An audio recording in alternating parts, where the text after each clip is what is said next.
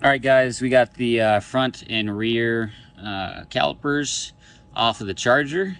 We're going to go ahead and get them cleaned up, get the old but still very new pads. We just changed these out with some Stop Tech probably about 10,000 miles ago.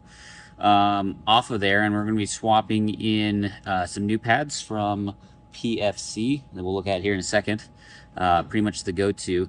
And so obviously these are not Brembo. These still look kind of poor from the outside, but what this comes down to, I've made the decision not to swap the calipers on this build for a few reasons. Namely because the all-wheel drive Chargers have the BR9 brake package on it, and the BR9, which is only available on the police versions, have already massive rotors and huge amounts of surface area for the front pads, and even on the rears as well. I think it's about 15-inch rotor on the front and something like 13.5 on the back.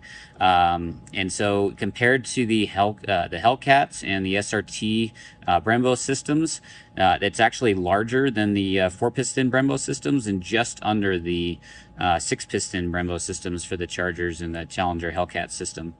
And so there's not really much advantage with the Brembo systems, front or rear.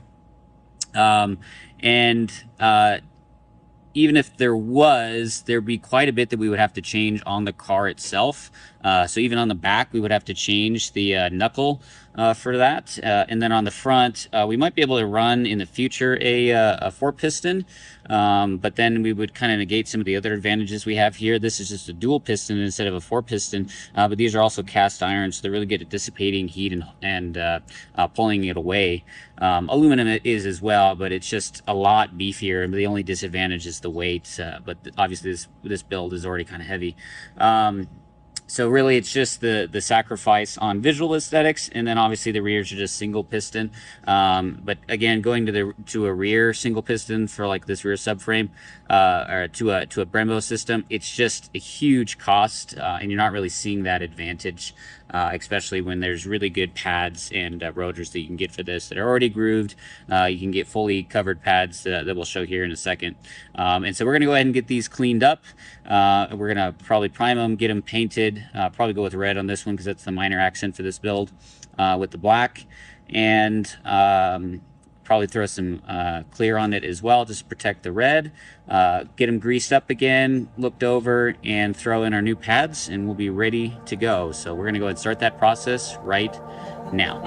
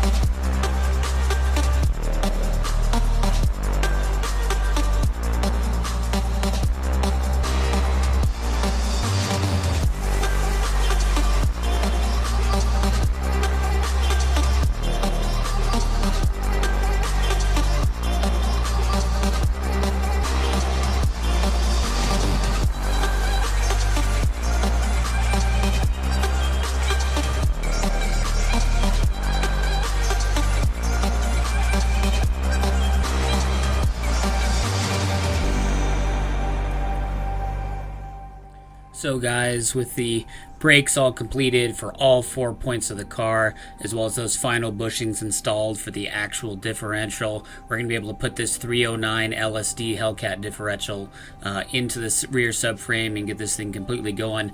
But before we do that, we're going to go ahead and add one more BMR part, and that is the rear sway bar. So the rear sway bar kit usually comes with two. However, we're not actually using the front sway bar because the all-wheel drive uses a completely different front sway bar that you guys will see in a later episode when we get to the front subframe, and so that part's not used. However, the rear sway bar is essentially identical, since again the rear of these all-wheel drive Chargers is essentially the exact same as a rear-wheel drive version, and so we're going to go ahead and start adding that to the car before we get this new LSD diff into it.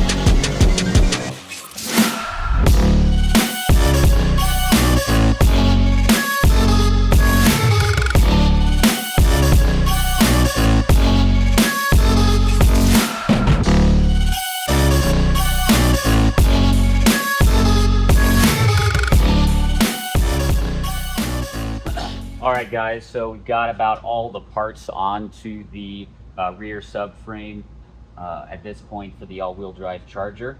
Just getting a few things cleaned up, wires, so forth, ran. But what we've got to do before we can throw on the last part, which is this differential stiffener, which will go right about here, and that's just an additional brace point to try and prevent that that stock HELLCAT differential casing from cracking or fracturing in any manner when there's a lot of torque applied to it.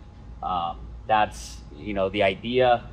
Some people have success with it, some people don't. Ultimately, if we have that problem, we're just going to end up going to a 9-inch, because that's ultimately what folks do. But regardless, we're going to try it out. But before we can install this part, we've got to fill up this differential. We're going to be using some AMSOIL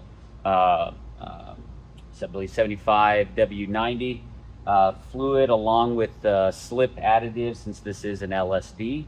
And so we're going to be here in just a second filling this up. It's a little over a quart with both of those combined. The reason we have to fill it up now is because this brace actually prevents the filling of it, because the location of the two screws, the inlet for fluid and the drain for fluid, it's just in the way. So we're gonna go ahead and fill it up now. Once that's done, we would be able to put on this part, though we're gonna wait until this is actually up in the car, due to the fact that in order to actually install this, we need to drill out some parts on the subframe itself, so that these new nuts with a little bit larger, I think they're M6 or M8 bolts, go through there and attach rigidly to this subframe. So it's probably something that we're going to do a little bit later ultimately with this brace, but we're going to go ahead and fill up the differential now and get ready to get this thing in the car.